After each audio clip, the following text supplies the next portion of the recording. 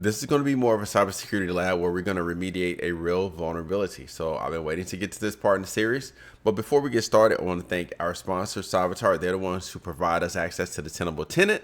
So thank you, Cybertar, for doing that. And what you can do is you can go to cybertar.ai, sign up for a free trial. And this is the company I work for. And we provide complete cybersecurity services, including remediating vulnerabilities, not just deploying patches, but actually fixing your vulnerabilities and securing your company. So go check us out, cybertar.ai, and thanks again for being our sponsor for this Tenable series. Now, in addition to that, if you want to participate in the series, then you can download the .NET Runtime 6016. This is Microsoft software, so this is safe, okay? So I'm gonna have a link to this in the description to the actual download. Make sure you don't get it from some shady site saying I got you infected and you want to download the 64-bit version, but you will need to be on a Windows machine to do so. So be mindful of that, okay? So that being the case, and let me go ahead and turn my webcam back on. There we go. All right, so in addition to that, let's go ahead and take a look at the actual vulnerability that we're going to be remediating today. So we're in Tenable. I've actually cleared out my Tenable tenant a lot of times. The cybersecurity mentor program, the mentees have been kind of working and scanning, so they had a lot of stuff in here. But well, I just want to make sure I emphasize this. I'm going to start here. I don't have any Nessus scanner, and remember I told you what Nessus scanners are in previous video. It scans the local subnet. I don't have any of the agentless scanners in the cloud, so just going to be looking at the Tenable Nessus agents, which is here. When I click on here, it's going to show that I have 94 total vulnerabilities. I only want to look at the critical, so I can sort by critical here, and you have to sort again, or I can filter these out just by changing the query, which I think is the easiest way. And it just allows me to look at the critical vulnerabilities. And then once I'm here, I can kind of see my list here. And let's see, I have my .NET Core right there from January. So that is not, it's missing on my machine. Now, the thing is, what we found at kind of my regular job is that .NET Core, and I'll zoom in for you, okay? See, this will help a little bit. But what we found is that .NET Core is not something that's really required on machines in the first place, unless you're a developer or something like that. But it gets installed by lots of other programs. And so a lot of times you run into this, and the best way you can get it off your machine is just to uninstall it. And so what I can do is I can click on the plugin output here, and you can notice that it shows that it's version 6016. And let's see if I can scoot this over a little bit on the preview so it makes it a little bit easier. Okay, I'll be able to adjust that. So anyway, it shows that it's version 6016. And so what I want to do is, since I'm looking at this on my machine, this is a great way to practice, right? Because we can do things remotely, and we have the SentinelOne console here to be able to kind of do that remotely. But in the meantime, I'm going to show you how to do this locally on your machine. So I need to make sure I got the right software. So if you go to add remove programs, you can just click on the magnifying glass and just type apps or something like that, and you'll be able to get here. Once again, I expect you to figure these things out. If you can't, then you probably don't want to be in cybersecurity. And when I look here, I can see right here 6.0.16 is the Windows desktop runtime, and that's how I knew to tell you to go here to be able to download that. Okay, all right, I'm gonna go ahead and zoom back out for a second, and I try to zoom to help you as much as I can. Okay, all right, so now that I've kind of got a read on what I'm looking at, and it needs to be a version 6.0.26, which is cool. But once again, this is not something I need. In most cases, you won't need it. So in these situations, you may have to decide whether or not you go here and you go to a newer version, right? So remember, here are all the versions. So this were remediated, but if you notice, there's another security patch that's been released since that one. And so typically what you want to do is, if you have developers and they need to remediate this vulnerability, take them to the latest version, because you'll take them to 6.0.26, and then Tenable is going to scan the next day, and it's going to say, hey, you're on 6.0.26, but there's a security update for 6.0.27. It's going to ask you to update to 6.0.27. So as security professionals, it's our job to kind of evaluate this, right? And I'm talking to you too, and see, okay, what is the best way to remediate this that's not going to have us continuing to upgrade? Because Tenable is going to show you all the different vulnerabilities all the way up into the current version. So that's what we're going to do. We want to go to 6.0.28, or we want to uninstall if the user doesn't need this on their machine. Okay, so that being the case, I already see the approach here, but I also want to show you what this looks like in the registry of the computer. If I go into my registry, and I'll do this, going to do this a long way. The way you go into the registry is you just type regedit. And you want to right click on the registry and run as administrator, or you can click here to run as administrator, okay? Once you're in the registry, you want to go to HE local machine, software, Microsoft, Windows, current version. And I'm actually just pressing the right arrow key to expand it and uninstall, okay? This gets me to the uninstall folder. This is where most of the uninstall information is for most programs on your machine. I'm going to do an edit, and I'm going to find in a couple ways I can do this, but I just searched for 6016 and look, 3 down, 4 down, here it is. And what this does is this shows me the uninstall string. The reason this is important is because I can use this to run a script through Sentinel-1. So I can take this, but I need to put it in PowerShell format, okay? And so if I were to run this through Sentinel-1, I would essentially, it'll format like this, and I'll let you see it. See if I can get my paste to work. Okay, actually, let's try. I'll copy one more time. And okay, that's weird. I'm not getting a paste command. Okay, all right, let's see. Okay, that's because my Sentinel-1 shell is gone. All right, so I'll need to get back in my remote shell for Sentinel-1. And let's get that authenticated right quick. I'll go to my password keeper, because you have to do 2-factor every time you go into Sentinel-1. And once again, don't worry about this. I'm going to show you another way. I'm showing you all the different ways because once again, you don't need to go into Sentinel-1 because you can do this remotely. Okay, so let's put the code in. That'll give us a shell. If you're doing this locally on your machine, you can just type PowerShell. Okay. Run as administrator, does the same thing. Okay, so we're doing it both. And so what you can do is you can actually paste, well, that's the code right there that I got. Here's the formatted version of the command line right here. So remember we saw that. Okay, so start dash process or start tab process. Let me zoom in for you. MsiExec and ArgumentList is basically all the stuff you saw in the registry. So basically you're telling it to start PowerShell command, start tag process means start this process. You're saying the name of the process. And if we look at the registry, you can see right here, we're starting this process. And then everything, all of these, they're called switches or commands or whatever else, /x is the uninstall command. Okay, that's what this /x. And then this is referencing the actual name or identifier for the software. I forgot it's a Windows identifier or something like that, or software identifier. That's what it's referencing, which is unique to .NET Core. Okay, and so this is allowing us to uninstall it, and we can actually just run this in command prompt. And here's a dirty little trick. Like I'm in PowerShell right now, so I could come here, I can paste it here, and see how that format says PowerShell. But in Sentinel-1, I can just type CMD. Now I'm in a DOS prompt. I'm in a regular command prompt, not even PowerShell. Okay, and so I could actually run this command. See, that doesn't even format now. It's like, I don't recognize that because that's PowerShell. So I could actually run it as it shows it in the registry just by doing it, just copying it, you know, like it was before, which is right here as a command prompt. Now, the thing is, there's something missing because keep in mind, if you're running this through a script, it's got to be run silently. So a lot of times you have to put a /q in on it or something like that. But I'll show you a quick secret. All right, for those of you that's going to run it locally in PowerShell, if I try to run this as it is, if it actually is a correct command, it should pop up uninstall. Let's see what happens. Okay. So I didn't have anything pop up on my machine. Oh, there it is. So that confirmed it's a valid command. That's really good. But the thing is, I need to run this silently.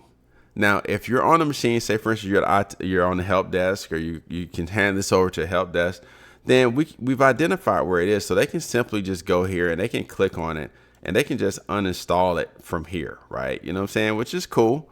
But in most cases, if you're doing cybersecurity, you want to learn to script things, okay? So because you're going to, in a lot of cases, going to be working and touching things like remotely because you have to do things at scale, okay?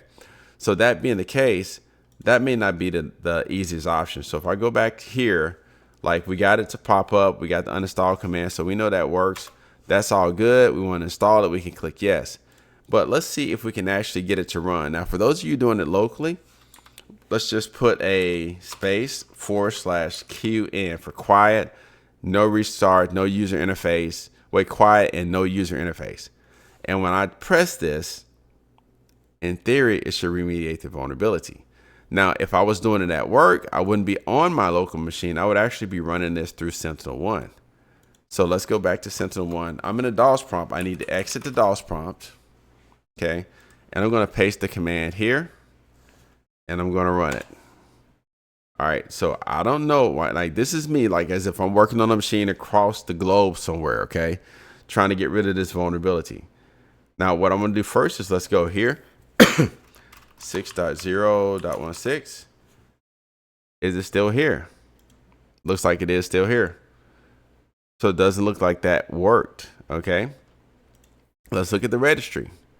Is this registry key still here? I'm going to right click or click on the registry key and refresh. It's still there. It didn't work. So let's run it locally. Let's see what happens here. Is it something related to Sentinel-1 or is it something related to my command?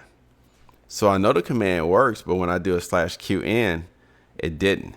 This is one of the issues I ran into with this remediating any of the .NET cores, is the fact that when running these a lot of times silently, I don't get consistent results. Okay. So, all right, that's not working. It doesn't like that. Okay, cool. So I'll go back. Now, one thing I noticed, we're using a capital X. I'm going to change and try a lowercase x. And I'm going to run this using a lowercase x. I'm going to see if anything happens here. I'm going to refresh. Because I'm looking at the registry key, because when you uninstall it, the registry key actually goes away. So it's still there.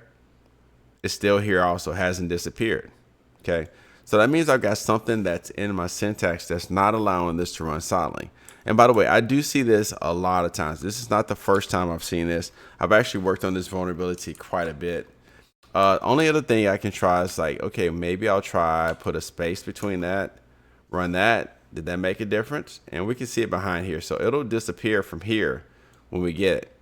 So none of these work. So this is how I test a lot of scripts, is I have some kind of test machine and I run it and it doesn't work. So what the main thing is not that my script doesn't work. It just doesn't work when I try to run it silently. So if I were to go here and I click yes, then of course it's going to do that. And like, this is the reason why I test these locally, because it's going to tell me something. If you continue, one or more products may start working. Do you want to continue to uninstall anyway? So if I say yes, I want to show you what happens here. And this is one of those things you can go back later and figure out how to do it silently. I may have to reinstall it and test it again. All right, but this should be here. Is it still here? Uninstall. Looks like it's still there. Okay. So even though I ran the script and it said it uninstalled it, let's confirm it in the registry. Is the registry key still here? Click in here, view, refresh. Registry key's gone. Excuse me. Okay. So that means that it just hasn't updated here. I'm going to clear this out for a second and we'll try it again. 6.0.16. Interesting. So let's search the registry again. Let's see if there's something else in the registry that says 6016. So I'm going to do click on the uninstall folder, going back to the top of the uninstall section in the registry. Click and find 6016. There's another one here. Okay. So I'm going to take this uninstall string, going to copy it, and I'm going to take it to my notepad here. And I'm going to put this in PowerShell format. So I've already got it formatted. Sorry about that. At your front door. I just let that run, man. You know, that's my Alexa telling on everybody. All right. So, but let's go here. Just copy this, paste this, and I'm going to update this. Basically, I just need to format it. So I just need this identifier. Everything else in the command is the same, except for the identifier. So I'm going to replace this.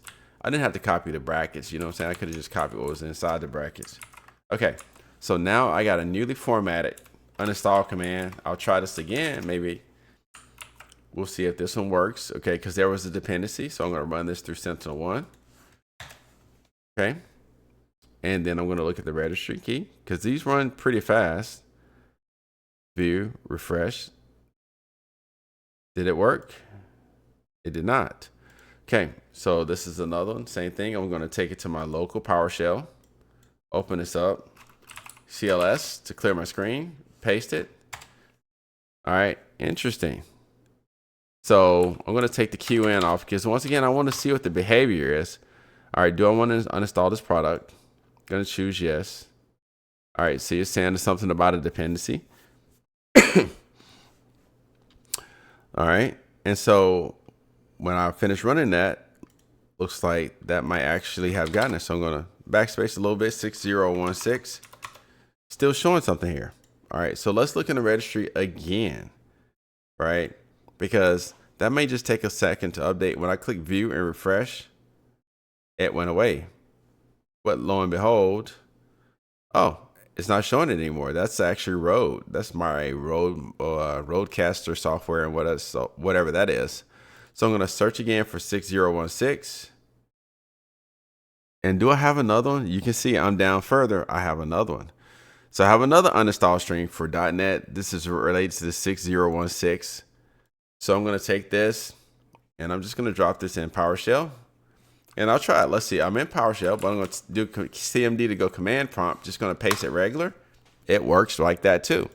Click uninstall. Yes, we know it's not going to work. Okay. Going to go back to the registry.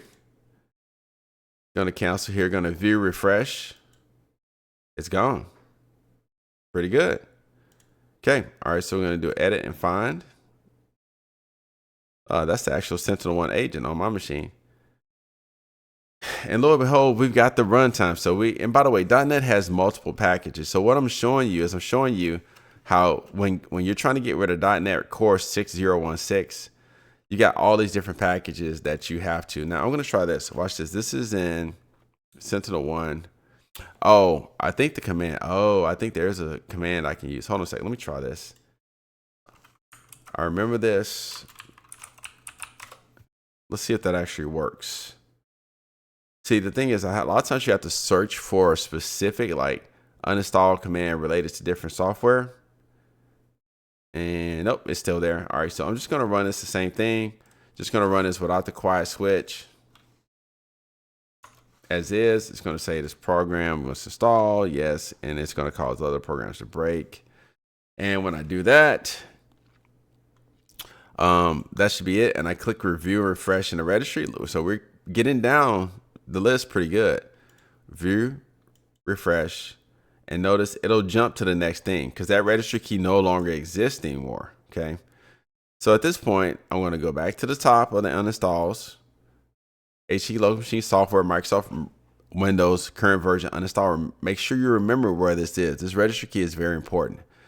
And I'm going to do a find and I'm going to look for 6016 and notice, it's not found anything in the media folder. So it's going to start searching for other folders on the computer. So let's see, we're not even there. We're in the syswow folder at this point, current version uninstall. And it looks like in the syswow section, we have, what is this? Quiet installation. Sorry about that. Windows desktop runtime. Ooh, look at this. This is interesting. So guess what? We just got the syntax. Remember I was having trouble trying to figure out exactly what the syntax was to do a quiet uninstall of the software. And lo and behold, by just doing a little bit of searching in the registry, looks like they've revealed it for us. Okay, so let's go to the zoom in a little bit. So here's my command that I was running in PowerShell, right? The DOS command and the PowerShell command. And what I essentially needed to do is do this has a .exe associated with it. Oh, I see what I'm saying. So if I had known this before, I could have potentially like targeted this. So C code and ProgramData Package Cache. Interesting. Okay, so this is how I'm learning about this program to understand, okay, in the future, well, I tested and I got it done manually. But if I know that this is in this folder and this is the command to uninstall it, then potentially, could I go to Sentinel-1 at this point? Maybe it's already gone at this point. All right, and why that doesn't work? Because I got to go to command prompt because I just want to test this out. So I hit that command, and honestly, I don't know because like I said, I should have removed all versions of 6016. So let's actually see if this exists on the machine, first of all. So I'm going to pull this up, see if this folder still exists on the machine. And I can do a quick search. So that is already gone. But the good news is I've actually identified the uninstall string. So what I can do now is say, for instance, I'm testing with vulnerabilities. If I want to really get good at this stuff, right, then what I can do is I can take it, I can go back and I can reinstall all the 6016 software, and I can run through the same process from scratch. And what I have essentially done, and honestly, I might have just solved this because this is an ongoing thing I run into at my work at Cybertar, right? This is my company technology interpreter, so I work here too. But now that I've identified the syntax and the fact that it references this file in this location, then what I'll do is I'll go back and in the future I'll search and maybe I can write a script that's custom tailored to this. And basically it's just the executable name /uninstall /quiet, and that gets rid of it. Now what's going to happen is in Tenable is going to scan. Now I've gone through and I've actually done a lot of uninstall. So I've uninstalled .NET Core. Once again, as you can see from here, it's multiple packages. So if I'm on 6016, which you saw previously, I'll go down here.